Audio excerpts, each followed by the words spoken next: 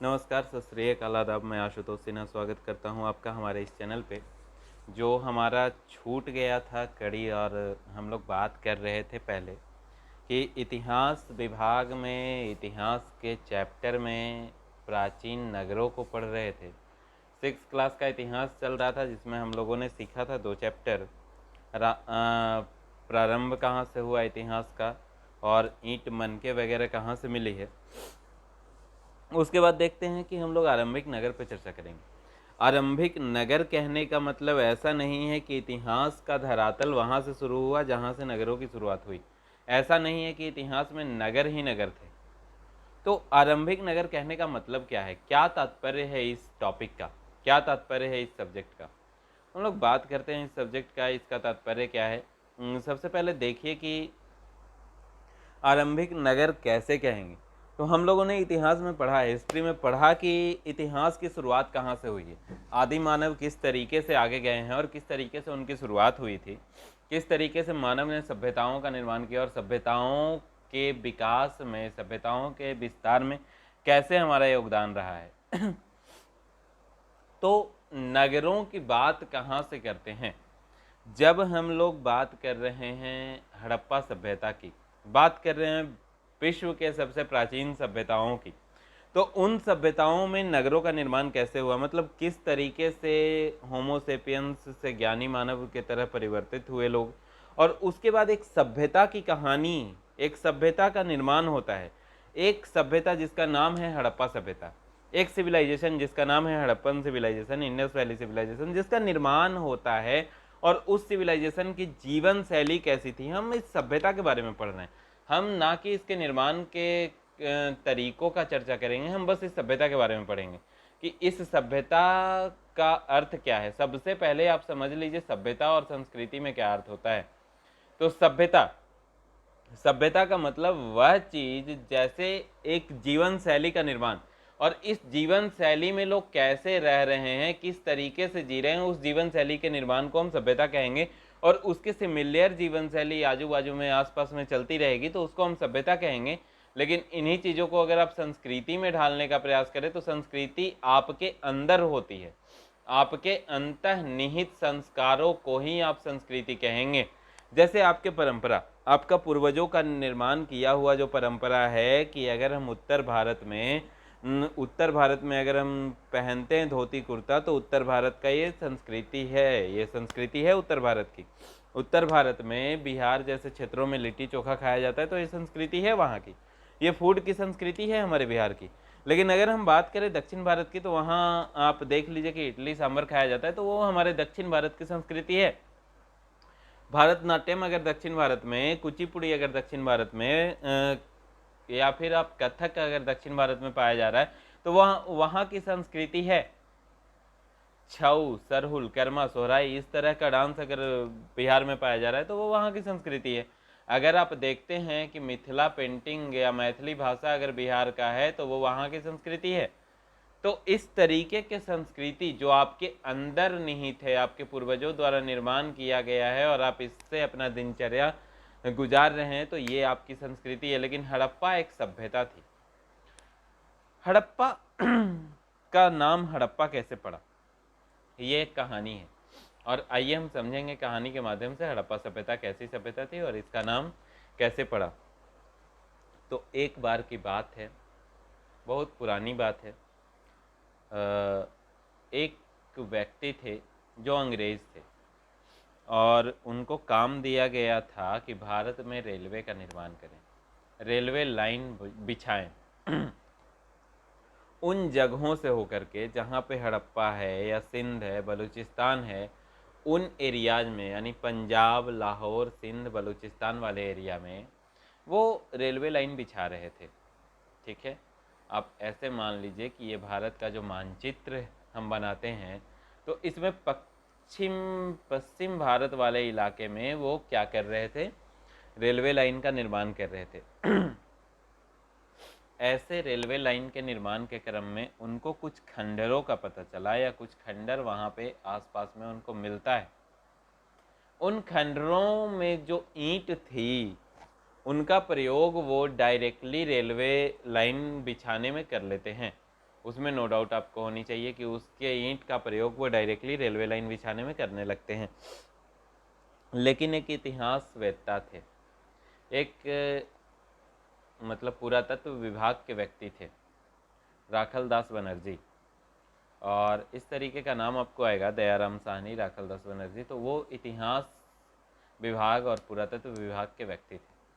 उन्हें जब पता चला कि ये ईंट बहुत पुरानी है और ये ईंट कोई नॉर्मल ईंट नहीं है, शायद किसी सभ्यता का संकेत हो सकती है, शायद किसी सोसाइटी का संकेत हो सकती है, तब उन्होंने ये रेलवे लाइन के निर्माण का कार्य क्या किया, रुकवा दिया। लेकिन अभी तक बहुत सारी ईंट वो जॉन मार्शल निकाल चुके थे, बहुत सारी ईंट निकाल चुके थे। लेकिन इस रेलवे लाइन के निर्माण को रुकवाने के बाद पुरातात्विकों ने या पुरातत्व विभाग ने इस जगह की खुदाई प्रारंभ की। तो इस जगह की खुदाई प्रारंभ करने के बाद यहाँ कार्बन डेटिंग पद्धति से पता चला कि यह सभ्यता या फिर यह जो यहाँ से सामान प्राप्त हो रहा है वो बहुत ही पुराना है, लगभग 2500 साल पुराना है। और ये 2500 साल पुराना है, इसका मतलब है कि 2500 साल पहले इस जगह पे कोई ना कोई सभ्यता रही होगी, कोई ना कोई सिविलाइजेशन रहा होगा, कोई ना कोई संस्कृति यहाँ पे रही होगी। यानी यहाँ पे मानव बसावट के संकेत मिले हैं, अर्थात वहाँ पे आदमी रहे होंगे, उनका बसावट हुआ होगा, वो लोग रहे होंगे और उन लोगों के रहने से उस संस्कृति या सभ्यता का निर्माण हुआ होगा। वहाँ से कांसा का दर्पण मिला है, वहाँ से आप देखिए कि बहुत सारा चीज़ मिला है, लकड़ी का खिलौना मिला है, लकड़ी का बैल मिला है। तो इन चीज़ों के प्राप्त होने से ही एक सभ्यता के होने का पता चलता है, और सभ्यता के होने का पता जैसे ही चला वैसे ही क्या किया गया कि पुरातत्व विभाग के सामने इस बात को रखा गया और वहाँ से खुदाई प्रारंभ हुई। अब होता है शुरू सिलसिले मुलाकातों के ना छोड़िएगा, है ना, नाराजगी में भी दामन ना छोड़िएगा। तो ये सिलसिला शुरू होता है। सिलसिला बहुत अच्छा पिक्चर है अमिताभ बच्चन का, आप देखिएगा। वो कहते हैं, इसमें उनकी लाइंस बहुत अच्छी लगती हैं हमें, आपको भी लगेंगे। वो कहते हैं कि मैं और मेरी तन्हाई अक्सर ये बातें करते हैं, तुम होते तो कैसा होता, तुम होते तो ऐसा होता, तुम होते तो वैसा होता, तुम इस बात पर हंसते, तुम उस बात पर नाराज होते, तुम होते तो ऐसा होता, तुम होते तो वैसा होता। मैं और मेरी तन्हाई अक्सर ये बातें करते हैं, तुम होते तो कैसा होता। तो ये सिलसिला प्रारंभ हुआ हड़प्पाई नगरों के खोज का। इसी क्रम में आपको बहुत सारा नगर मिल जाएगा, हड़प्पा मिला, मोहनजोदाड़ो मिला, बलूचिस्तान मिला, आपको खेतड़ी मिला, धौलावीरा मिला, कालीबंगन मिला, लोथल मिला। तो इन नगरों के मिल जाने से सबसे पहले आप देखिएगा कि कुछ नगर जो है वो सिंधु नदी के किनारे मिली, इसलिए इस सभ्यता का नाम सिंधु घाटी सभ्यता पड़ा। कुछ जो है वो सिंधु नदी के किनारे मिली, इसलिए इस सभ्यता का नाम सिंधु घाटी सभ्यता पड़ा। Is that clear? Any doubt till here? अगर है तो पूछ लीजिएगा। तो इस सभ्यता का नाम सिंधु घाटी सभ्यता क्यों पड़ा? क्योंकि यहाँ पे कुछ नगर जो है वो सिंधु नदी के किनारे बसी मिली। लेकिन जब खुदाई का क्रम और तीव्र किया गया तो कुछ नगर जो है वो घग्गर नदी के किनारे, कुछ कालीबंगन कुछ नगर जो है वो घग्गर नदी के किनारे, कुछ नगर जो है वो अन्य नदियों के किनारे जैसे झेलम नदी के किनारे, बितास्ता नदी के किनारे मिलना शुरू हुई। तो इन नदियों के किनारे मिले होने के कारण अब एक कंट्राडिक्शन आ गया कि यह सभ्यता सिर्फ सिंधु नदी के किनारे बसी हुई सभ्यता नहीं थी, यह सभ्यता अनेक नदियों के किनारे बसी हुई सभ्यता थी। वो भी बताएंगे कि क्यों नदियों के किनारे बसी, लेकिन यह सभ्यता अनेक नदियों के किनारे बसी हुई सभ्यता थी। तो अब नामकरण को लेकर के सबसे ज्यादा कंट्राडिक्शन होना शुरू हुआ। तो ऐसा नहीं है सिंधु नदी के किनारे बसी हुई थी तो सिंधु घाटी सभ्यता तो रख दी, लेकिन अब लोगों के मन में विचार आया कि सिंधु घाटी सभ्यता रखना क्या सही होगा। ऐसा तो सही नहीं है ना कि नामकरण करने का मतलब ये तो नहीं कि बच्चे का नाम करण रख दिया जाए।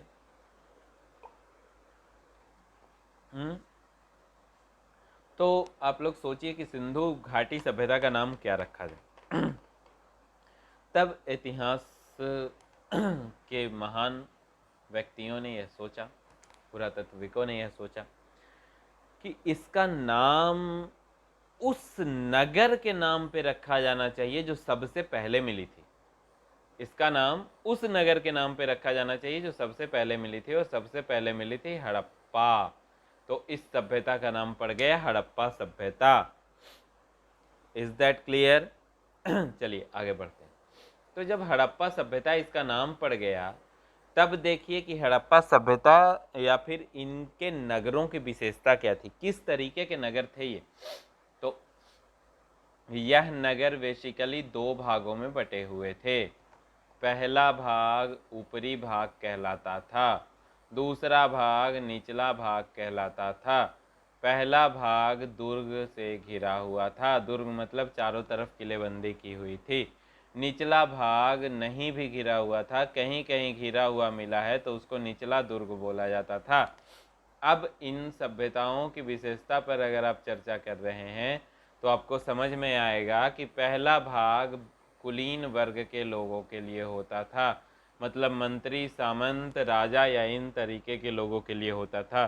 दूसरा भाग आम जनता के लिए होता था। पहला भाग में लोग प्रवेश करने के लिए विशेष तरीके के मुहर की आवश्यकता होती थी। दूसरा भाग में लोग आसानी से रह सकते थे। बाजार व्यवस्था दूसरे भाग में ही थी। Is that clear? यहाँ तक क्लियर है? अगर आपको इस सभ्यता के बारे में और ज़्यादा समझना है तो भारतीय बॉलीवुड इंडस्ट्री के सबसे बेस्ट एक्टर जो हैं, बेस्ट मैं इसलिए कह रहा हूँ कि उनको बहुत लोग चाहते हैं, ऋतिक रोशन, उनकी एक पिक्चर आई थी मोहनजोदाड़ो। उस पिक्चर को आप देखिए, बहुत बेहतरीन तरीके से आप हड़प्पा सभ्यता को समझ जाइएगा। Is that clear? Any doubt till here? चलिए आगे बढ़ते हैं। अगर कोई डाउट हो तो कमेंट जरूर कीजिएगा।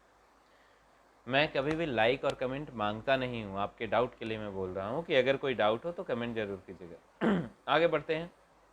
ये देखिए, ये मैप है। इस मैप के हिसाब से भी हम आपको समझा दें तो ज़्यादा समझ में आएगा कि ये आपका जो है वो सिंधु नदी की सहायक नदियाँ 5 नदी है, और उसी 5 नदी के मिलने से पंजाब का निर्माण होता है। पंजाब राज्य का निर्माण 5 नदियों के मिलने से होता है, क्योंकि 5 पंज और आब का मतलब पानी, पंजाब। Is that clear? तो ये सिंधु नदी की सहायक है, झेलम, चिनाब, रावी, बितास्ता और बहुत सारी नदियां हैं। आगे बढ़ते हैं। तो ये देखिए, झेलम, चिनाब, रावी, और इधर आप देखिए कि सिंधु नदी। इधर आप देखिएगा कि मोहनजोदाड़ो यहाँ है, सुतका कोह यहाँ है, चनहुदड़ो यहाँ है, गनवारी वाला, कालीबंगन, राखीगढ़ी, हड़प्पा। हड़प्पा किस नदी के किनारे है? रावी नदी के किनारे है। मोहनजोदाड़ो सिंधु नदी के किनारे है। तो यह सभ्यता की एक विशेषता ये भी थी कि यह सभ्यता नदियों के किनारे बसी हुई सभ्यता थी।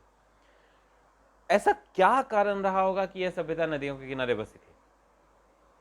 आप सोच के बताइए कि ऐसा क्या कारण रहा होगा कि यह सभ्यता नदियों के किनारे बसी थी। तो ऐसा एक ही कारण मान के चल सकते हैं, ऐसा नहीं है, ऐसा अनेक कारण था जिसके कारण यह सभ्यता नदियों के किनारे बसी थी, क्योंकि जल ही जीवन है। पहला सबसे विशेष कारण कि जल ही जीवन है, जहां जल वहां जीवन।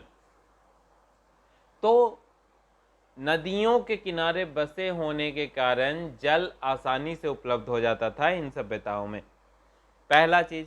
दूसरा चीज, सिंचाई व्यवस्था बहुत बेहतरीन होती थी, भूमि उपजाऊ होता था, इसके वजह से उनकी खाद्य की आपूर्ति हो जाती थी। तीसरा चीज, व्यापारिक व्यवस्था या व्यापारिक कनेक्टिविटी अगर आप मान लीजिए तो उस समय सड़क मार्ग कम था, जल मार्ग ज़्यादा था, तो कनेक्टिविटी के हिसाब से भी इनको बहुत बेहतरीन कनेक्टिविटी मिल जाती थी, जिससे आप देखिएगा कि मिस्र के मेसोपोटामिया तक और चीन की सभ्यता तक इसकी मतलब हड़प्पा सभ्यता की पहुंच थी उस समय भारत का। आप देख लीजिए कि उस समय के भारत का पहचान पूरे वर्ल्ड में था। अब जो कहते हैं ना कि वास्को डी गामा भारत खोजा, नहीं, वो भारत नहीं खोजा है, भारत पहले से था यार। भारत कहीं भुला नहीं गया था, भारत कहीं नहीं भुला गया था। आप देखिए, नमस्ते सदा वत्सले मातृभूमि, वो भारत है, वो देश कहीं नहीं खोया था, वो देश कहीं नहीं भुलाया था। उस देश की खोज नहीं, उस मार्ग की खोज वास्को डी गामा ने की थी, जो मार्ग लोग भूल चुके थे। भारत के साथ कनेक्टिविटी पहले भी रही है, मिस्र और मेसोपोटामिया की सभ्यता के साथ, सुमेर की सभ्यताओं के साथ, चीन की सभ्यताओं के साथ भारत का कनेक्टिविटी हड़प्पा सभ्यता के टाइम से ही रहा है। और आप देखिए कि सुमेर वासी भी मेलुहा के नाम से इसको जानते हैं, और कुछ लोग इसको दिलवन कहते हैं। तो इस तरीके की सभ्यताओं का विकास आप देखिए कि देखने को मिलता है। तो हड़प्पा सभ्यता के नगर ऐसे थे। इन नगरों की विशेषता आपको समझा दिए। कुछ नगरों में कुछ विशेष चीज़ें मिली है, जैसे महान स्नानागार, great bath. Great bath was situated in Mohenjodaro. ये मोहनजोदाड़ो में मिला है। क्या था ये? सार्वजनिक समय में, सार्वजनिक या फिर किसी विशेष काल में, विशेष समय में, विशेष अवसर में उपयोग किया जाने वाला जगह था ग्रेट बाथ। आप स्विमिंग पूल कह लीजिए भाई, आप मत समझिए इतना, आप समझिए कि नहाने का जगह था, चभच्चा था। चभच्चा बूझते हैं? चभच्चा देहात में एक चीज़ होता है जिसमें धान फुलाया जाता है, बस उतना ही था ये। यह तालाब था, पोखरा था, कूद के नहाता होगा लेकिन ऐसा नहीं था। इस ग्रेट बाथ के चारों ओर देखिएगा ना, तो चारों ओर आपको विशेष तरीके के, आप देखिए कि कमरे मिलेंगे जो कपड़ा बदलने के लिए प्रयोग में लाया जाता होगा। इसके ऊपर वाले भाग में पुजारी का आवास होता था, पुजारियों के लिए विशेष निर्मित किया गया था यह। और मोहनजोदाड़ो पिक्चर में पिक्चराइजेशन भी इसी तरीके से किया गया है कि एक विशेष आयोजन में इसको पूरे भव्य तरीके से सजाया गया था। और इसमें जो सिंधु का वरदान मानी जाती है, उस पिक्चर की हीरोइन, वो स्नान करती हैं। आप देखिए, दूसरा चीज़ देखिए कि इस सभ्यता की सबसे बड़ी विशेषता थी कि यहाँ का ड्रेनेज सिस्टम सबसे बेस्ट था। भवन का निर्माण हुआ था, तो भवन के साथ साथ नाला और सड़क का निर्माण हुआ था। तो इस सभ्यता का सबसे विशेष चीज़ यहाँ का ड्रेनेज सिस्टम हम मानते हैं। ड्रेनेज सिस्टम ही नहीं, इस सभ्यता का विन्यास जो है वो ऐसे हुआ था, आप देख लीजिए, ऐसे हुआ था। मतलब सड़कें एक दूसरे को समकोण पर काटती थी, मतलब चारों तरफ आने जाने का सड़क। घर इस तरीके से दूर दूर पे हुआ करते थे, मतलब काफ़ी ज़मीन था, इधर उधर लोग गैदरिंग करके नहीं रहते थे। ऐसे मुंबई और दिल्ली जैसे टाउन में आप देखिएगा कि 2 रूम का कमरा है और 50 मंजिला घर है, मतलब पूरे बिल्डिंग 50 मंजिला है, और आपको एकदम वैसे कबूतर खाने में रहना पड़ेगा, जहां आपका बस कैद खाने की ज़िंदगी है। 2 रूम से ज़्यादा आपके पास कुछ नहीं है, कोई आज़ादी नहीं है। तो इस तरीके का नहीं था वहाँ पे, क्योंकि वहाँ पे आप देखिए कि ज़्यादा जनसंख्या नहीं थी, तो सड़कें एक दूसरे को समकोण पर काटती थी। घर दूर दूर पर बना हुआ था, और सब घर के दरवाजे और खिड़कियाँ पीछे की ओर होते थे। इसका भी एक विशेष कारण था कि महिलाओं की सुरक्षा के लिए लोग पीछे की ओर खिड़कियाँ और दरवाजे रखते थे, और पॉल्यूशन ना आए इसके लिए, कि सड़क वाला पॉल्यूशन घर में ना आ जाए। महिलाएं अगर शाम में बैठना चाहें तो बाहर बैठ सकती हैं, इन सब चीज़ों के लिए वो लोग रखते थे। और ड्रेनेज सिस्टम यहाँ का बहुत बेस्ट था भैया। सबसे पहले गहरे से नलियाँ निकलता था, और ये नली जो है, ये नली आप देखिए कि आगे जाके ना बड़का को नली में मिलता था, और बड़ा नली में मिल करके वो एकदम गाद जमा करता था, और फिर पानी बड़ा नाला में जाता था। और ये बड़ा नाला आज के मूर्खों की तरह नहीं था कि गंगा नदी में नाला बह रहा है, दिल्ली में पूरा यमुना का नाला बह रहा है, आगरा का पूरा नाला दिल्ली में बह रहा है। मैं यह गुजारिश सरकार से ही नहीं, आप सभी से करता हूँ कि आप सभी का कर्तव्य है कि नाला या फिर गंदे पानी कृपया करके नलियों में मत डालें, नदियों में मत डालें, क्योंकि नदी का जल प्रदूषित होता है, जिसके वजह से बहुत सारी समस्याएं उत्पन्न होती है। जल प्रदूषण का एक अलग से लेक्चर लाऊंगा। तो वहाँ पे जो है वो ड्रेनेज सिस्टम बहुत बेस्ट था। वो नदी में नहीं मिलाते थे, वो शहर से कहीं दूर जाकर के गंदा पानी छोड़ने का व्यवस्था किए थे। वहाँ गंदा पानी गिरेगा, जिससे शहर के आसपास में मच्छर और किसी भी तरीके का प्रदूषण का समस्या नहीं होगा। तो ये मतलब हड़प्पा सभ्यता की सबसे बड़ी विशेषता कि सभ्यता दो भागों में बटी थी, ऊपरा नगर और निचला नगर। सभ्यता में क्या था, तो सड़कें एक दूसरे को समकोण पर काटती थीं, भवन बहुत पेश तरीके के बने हुए थे, और भवन में आप देख लीजिए एक मंजिला और दो मंजिला दोनों था। ड्रेनेज सिस्टम इनका बहुत बेहतरीन था। तो हड़प्पा सभ्यता की यही सब विशेषता थी। Is that clear? Any doubt till here? नगरीय जीवन आपको समझा ही चुके हैं। अब आप देखिए कि शिल्प कैसा था यहाँ का। तो हड़प्पा सभ्यता का शिल्प बहुत ही बेहतरीन तरीके का था, क्योंकि यहाँ के लोग ना सिर्फ पत्थर का उपयोग करना जानते थे बल्कि धातुओं का उपयोग करना भी जानते थे। और यहाँ शंख, तांबा, कांसा, सोना, चांदी जैसे धातुओं के उपयोग की साक्ष्य मिले हैं, उपयोग के साक्ष्य मिले हैं, उपयोग की उपलब्धता दर्शाई गई है। तो इस तरीके के लोग यहाँ थे। सब कुछ आपको समझ में आ रहा है। तो आप देखिए कि हड़प्पा सभ्यता में कच्चे माल की खोज भी होती थी, पशुपालन भी होते थे, यहाँ खेती भी होती थी, यहाँ से लकड़ी भी मिली है, और यहाँ का व्यापार भी आप देखिए कि मिस्र, मेसोपोटामिया और सुमेर जैसी सभ्यताओं में भी मिला है। आयात और निर्यात की व्यवस्था भी यहाँ थी। यहाँ के लोग ईरान जैसे जगहों से आयात और निर्यात करते थे। तो इनका भोजन क्या था? अब सबसे बेस्ट चीज़ है कि इनका भोजन क्या था। तो भोजन में यह जो है सो प्रायः बहुत सारी चीज़, गेहूँ, जौ, दाल, मटर, धान, तिल, सरसों उगाते थे, और उगाते थे तो उसका प्रयोग भी करते रहे होंगे। तो इन सब चीज़ों में, और देख लीजिए कि हड़प्पा सभ्यता इस तरीके की थी।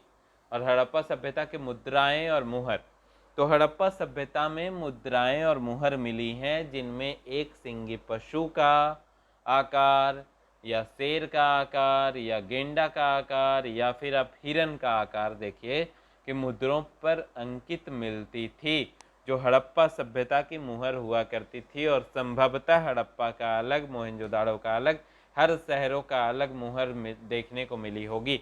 इस सभ्यता की जुड़वा राजधानी थी हड़प्पा और मोहनजोदाड़ो, जबकि बेस्ट 5-6 शहर का नाम लिया जाता है हड़प्पा, बनावली, कालीबंगन, लोथल और सुतका गिंडोर, सुरकोटदा इत्यादि। अब देखिएगा हड़प्पा का अंत कैसे हुआ। तो हड़प्पा का अंत ऐसा माना जाता है कि इस सभ्यता का अंत दो तरीके से हुआ होगा। या तो इस सभ्यता के अंत के लिए अचानक बाढ़ आया, कुछ इतिहासकार ऐसा मानते हैं, कुछ मानते हैं कि सुखाड़ आया, कुछ मानते हैं कि बाहरी आक्रांताओं ने इस सभ्यता का अंत किया है। तो यहाँ पे कंट्राडिक्शन है।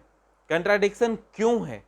क्योंकि अगर आप देखें कि बाढ़ आता भी है तो पूरी की पूरी सभ्यता का विनाश कभी नहीं कर सकता, सुखाड़ आता भी है तो पूरी की पूरी सभ्यता का विनाश कभी नहीं कर सकता, और वो भी हड़प्पा जैसे मैच्योर सभ्यताओं में सुखाड़ जैसा आपदा कभी भी सभ्यता का अंत नहीं कर सकता है।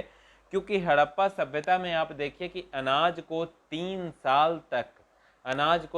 साल तक बेहतर तरीके से रखने के लिए अन्नागार का निर्माण किया गया था। तो हड़प्पा सभ्यता सुखाड़ के वजह से खत्म नहीं हुआ होगा, हड़प्पा सभ्यता बाढ़ की वजह से खत्म नहीं हुआ होगा। कहीं ना कहीं हड़प्पा सभ्यता जो ट्रांसमिशन का काल था उसके वजह से खत्म हुआ होगा। कुछ कारण रहा होगा कि बाहरी आक्रांताओं के दबाव के कारण हड़प्पा सभ्यता खत्म हुआ होगा। तो इन सब कारणों पे हम चर्चा करेंगे। बने रहिएगा हमारे साथ। हड़प्पा सभ्यता के अंत का एक वीडियो हमारे चैनल पे पहले से उपलब्ध है, तो आप उन सब वीडियो को देखते रहिए और बने रहिए हमारे साथ। बहुत बहुत धन्यवाद आपका।